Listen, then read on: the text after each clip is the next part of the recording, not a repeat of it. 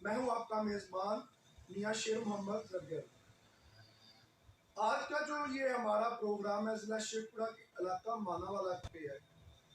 گزشتہ 5-10 دنوں سے ایک کمپین چل رہی ہے سوشل میڈیا کے پلیٹ فارم پہ کہ ماناوالا کو تحصیل بناؤ۔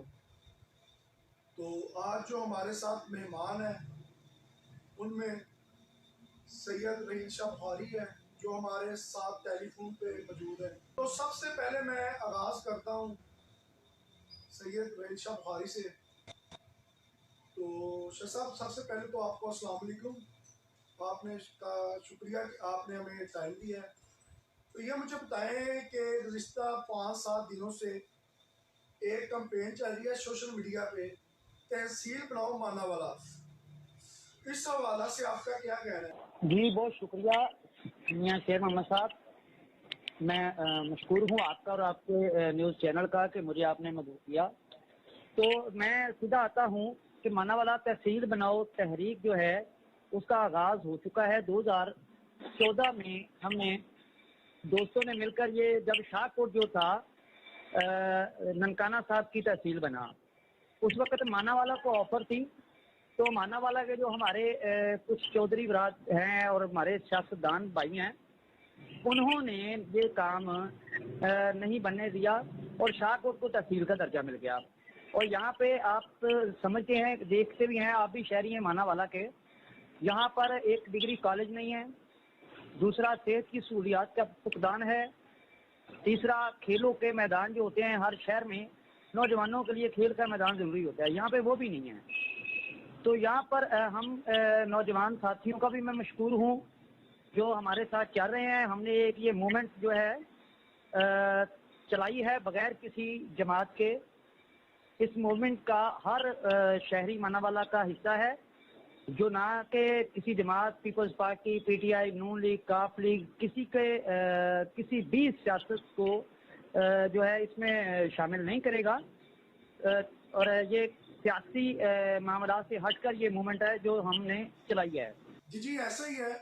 تو رحیل بخاری، یہ مجھے بتائیے گا کہ گزشتہ روز سابقہ وزیر اعظم پاکستان شاہد خاقان عباسی صاحب ماناوالا میں آئے تھے، تو انہوں نے بھی اعلان کیا تھا کہ بہت جلد ماناوالا کو تحصیل کا درجہ دے دیا جائے گا۔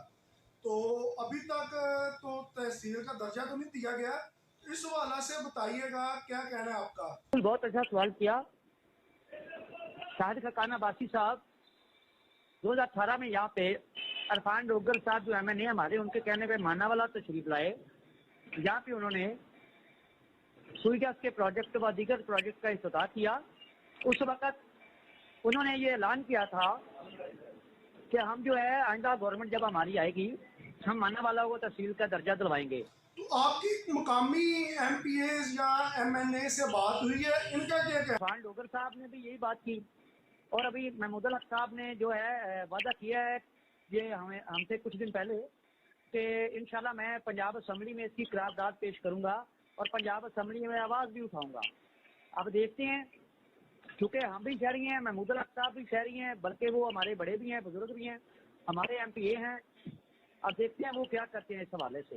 ایک میسج دینا چاہتا ہوں میں، اگر شیر محمد صاحب اگر اجازت دے تو ایک چھوٹا سا ایک میسج دینا چاہتا ہوں کہ چینل کے طرف سے کہ ماناوالا کے شہریوں کے لیے، ماناوالا کے نوجوانوں کے لیے میرا یہ پیغام ہے کہ آئیں مل کر ہم اس تحریک کو جو ہے عملی جامہ پہنائیں، اپنی جد و جہد کریں تاکہ ہمارے شہر ماناوالا میں جو سہولیات نہیں ہیں وہ سہولیات میسر ہوں۔ اور اس تحریک کا، ماناوالا تحصیل بناؤ تحریک کا، ہر نوجوان جو اس میں شامل ہے وہی بانی ہے، وہی صدر ہے، وہی چیئرمین ہے، کوئی کسی سے بڑھ کر نہیں ہے، لہذا ہم سب برابر ہیں۔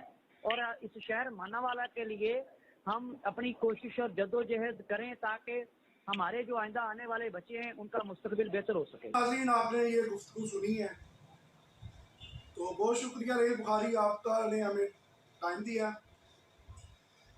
تو ناظرین، آپ کو بتاتا چلوں کہ جو ماناوالا کے قریب ایک تحصیل ہے شاہ کوٹ، اس کی جو چوکی ہوا کرتی تھی وہ ماناوالا تھانے میں تھی۔